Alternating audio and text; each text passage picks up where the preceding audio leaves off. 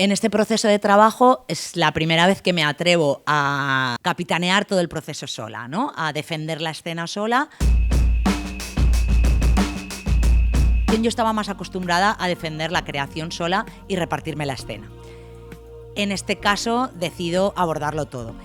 Y también quizá porque la misma propuesta es de una exploración tan personal que tiene que trabajarse sola.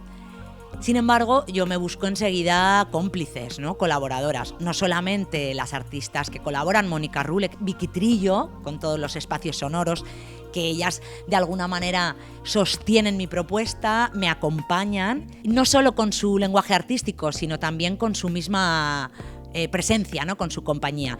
Y luego me busco como aliada en dirección, que sería una dirección un poco compartida, pero para hacerme de mirada externa, a Maribel Bayona, que no solo es una artista de mi generación con la que tengo una gran complicidad en el trabajo, sino que también es amiga. Yo normalmente los equipos los busco en gran medida por lo afectivo también, por sus capacidades, pero donde haya una relación que me pueda sostener más en un proceso de este tipo.